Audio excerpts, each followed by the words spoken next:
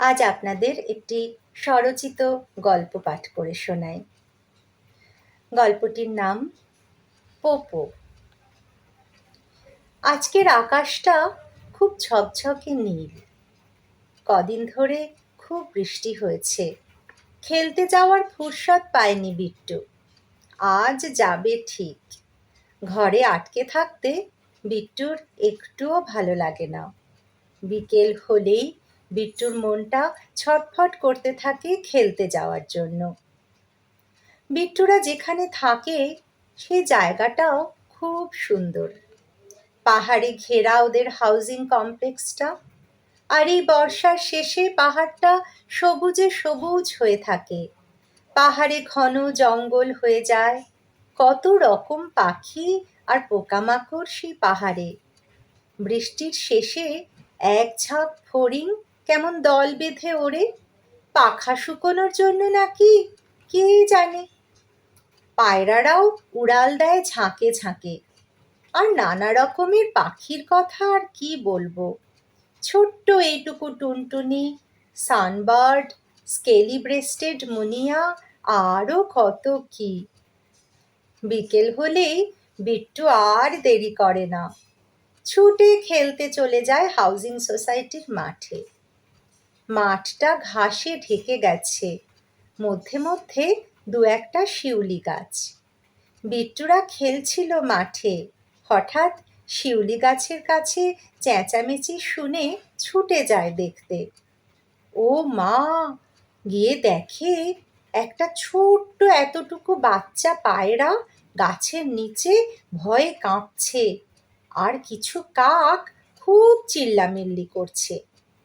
বিট্টু আর তার খেলার সাথীরা কাকগুলোকে তাড়ায়। বিট্টুদের দু একজন দিদি স্থানীয়, তারা বাচ্চা পায়রাটাকে উদ্ধার করে। এর ওর তার বাড়ি থেকে জুটেও যায় প্লাস্টিকের ঝুড়ি ঢাকনা দেওয়া, পায়রাকে খাওয়ানোর জোয়ারির দানা। প্লাস্টিকের ঝুড়িটার মধ্যে ওরা পায়রাটাকে রাখে, খাওয়ায়। বেশ একটা উন্মাদনার সৃষ্টি হয় ওদের মধ্যে। রাত্রিবেলা গাছের তলায় ঘাস পাতা ওই প্লাস্টিকের ঝুড়িটার ওপর দিয়ে ঢেকে রাখে পায়রাটাকে। সকাল হতে না হতেই বিট্টুর মনে পড়ে যায় পায়রাটার কথা। তখনই একবার গিয়ে দেখে আসে। না, সব ঠিকঠাকই আছে, বাচ্চাটাও ভালোই আছে। বিট্টুরা সব দেখে শুনে স্কুলে চলে যায়। কিন্তু স্কুল থেকে এসে শুনে সে এক কাণ্ড হয়েছিল। সোসাইটির পাটকেলে রঙের বিল্লিটা নাকি তাক করেছিল পায়রাটাকে ধরবে বলে। ভাগ্যিস ওয়াচম্যান আঙ্কেল টের পেয়েছিল, তাড়াতাড়ি এসে সে বিল্লিটাকে তাড়ায়। পাখিটাকে এখন ওরা ওয়াচম্যান আঙ্কেলের ঘরেই রেখেছে। পাখিটার একটা নামও রেখেছে ওরা, পোপো। বিট্টুরা রোজ নিজেদের মধ্যে মিটিং করে কি করা যায় পোপোকে নিয়ে। পাখি পোষা দেখতে ভালো লাগে ঠিকই, কিন্তু বিট্টুরা পাখিদের খাঁচায় আটকে রাখার ঘোর বিরোধী। পোপোর তো মা নেই, কে ওকে উঠতে শেখাবে? একদিন রবিবার দেখে পোপোকে ওরা প্লাস্টিকের ঝুড়িটার থেকে বাইরে আনলো সকালবেলা। পোপো বেশ খানিকটা বড় হয়ে উঠেছে এখন। বেশ ডানাগুলো ঝরঝরে হয়ে উঠেছে। কাকেদের আক্রমণে যে ক্ষতটত হয়েছিল সেগুলোও সেরে গেছে। পোপো বেশ হেঁটে চলে বেড়াতে লাগলো। তারপর যেই না একটা কাক তেড়ে এসেছে কা কা করে, পোপো ভয় পেয়ে ডানা ঝাপটিয়ে একেবারে কাঁঠাল গাছের মগ ডালে। বিট্টুরা তো অবাক, সেই সঙ্গে খুশিও। যাক, পোপো উড়তে পারছে, এবার বিট্টুদের দায়িত্ব শেষ।